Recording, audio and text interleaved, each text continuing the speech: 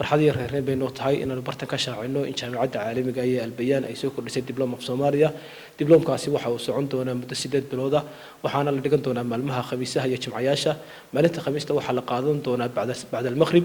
هل كمالت معها إذا ممكن لها لقاضون دونا بعد العصر كا waxaa lagu qaadan doonaa maadooyin iskugu jira cilmi afeedka iyo cilmiga suugaantaba waxaana soconayaan muddo 8 bilood ah dibloomkan runtii faa'iidooyin fara badan buu leeyahay hadafyadii ujeedka aanu ka leenahay dibloomka waxa kamid ah inuu ardaygu aqoon guud u yeesho qaababka qoraalka haday tahay hab qoraalka tolmoon haday tahay hab qoraalka koran haday tahay hab qoraalka maansada haddii ay tahay hab qoraalka sheekooyinka iyo hab qoraalada la xidhiidha qaababka shaqadaba waxa kale ardaygu ogaal fiican u yeelan doonaa intuu dibloomka ku jiro cilmiyada tibxaha cilmiyada ereyga haday tahay qaab dhismeedka ereyga qaabka ereyadu u tarmaan qaabka u falgalaan qaabka isku raacaan waxa kale ardaygu ogaal dheer u yeelan doonaa hidda dhaqameedka Soomaalida iyo guud ahaanba tirarka dhaqanka Soomaalida uu ku dhisan yahay si uu ogaado lafdhabarta dhaqankeena suuban waxa kale ardaygu ogaan doonaa sheeko dhaqameedka Soomaalida qaybaheeda iyo qaab dhismeedkeedaba waxa aan ka maqnaan doonin qaybihii masraxa wuxuu ardaygu ogaal fiican u yeelan doonaa cilmiga maansada Soomaalida wuxuu ogaal dheer ardaygu u yeelan doonaa salbadeedka maansada Soomaalida iyo bad kasta oo maansa kasta oo laga maansooda salka iyo unuga ay ka tafiirantay ama ay ka fircantay ama ay ka soo jeedo waxa kale oo ardaygu intuu kooraskan ama dibloomkan uu ku jiro uu ogaal xeel dheer u yeelan doonaa cilmi afeedka wuxuu ardaygu baran doonaa aasaaska naxwaha Soomaaliga ardaygu wuxuu baran doonaa inta uu ku jiro dibloomkan koorsooyinka aynu soo tilmaanay iyo kuwa kale oo af Soomaaliga lafdhabar u leh ujeedooyinka aanu ka leenahay ama hadafyada aanu ka higsanayno isleenahay ardayga dibloomkan dhameeyo uu ku guuleysan karaa ama shaqooyinka uu buuxin karo ama dheefta uu heli karo waxa kamid ah qofka dibloomka dhameeyo wuxuu noqon karaa qoraa sidoo kale waxa uu noqon karaa tafatire xeel dheer waxa kale uu noqon karaa arad qof buuxiya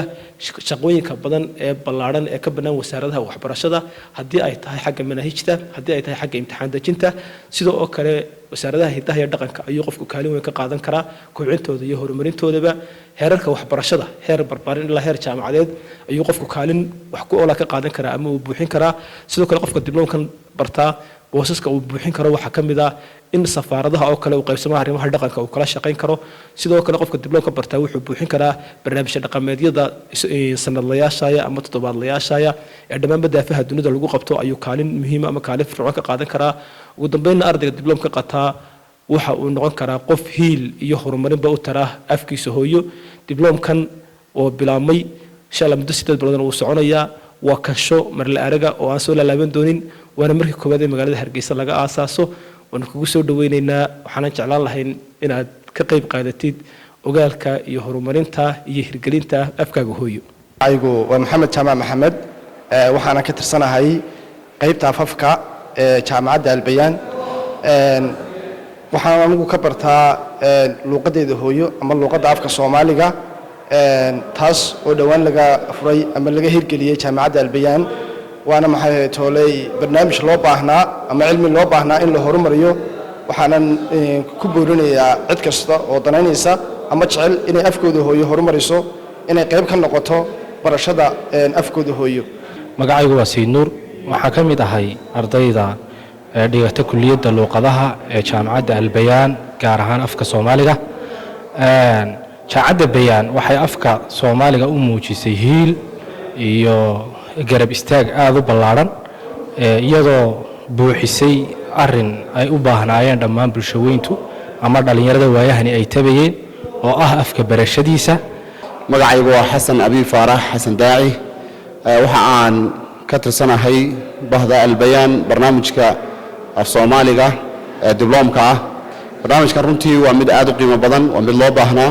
waa mid waqtigiisii yimi waa mid runtii Somaliland gaar ahaan reer Hargeysa markii ugu horeysay yani waxa weeyaan barnaamijka laga bilaabay Soomaaliga inta ugu badan jaamacaduhu yani waxa weeyaan kulliyada gaar ah ma laha sida awgeed barnaamijkaas ay dhalinyartaas maxay dhahdaaye ay noo keeneen aad iyo aad ayaan ugu mahadnaqaynaa waxaan leeyahay bulshada insha Allah aan ka faa'iideysano barakallahu fiikum jazaakumullahu khair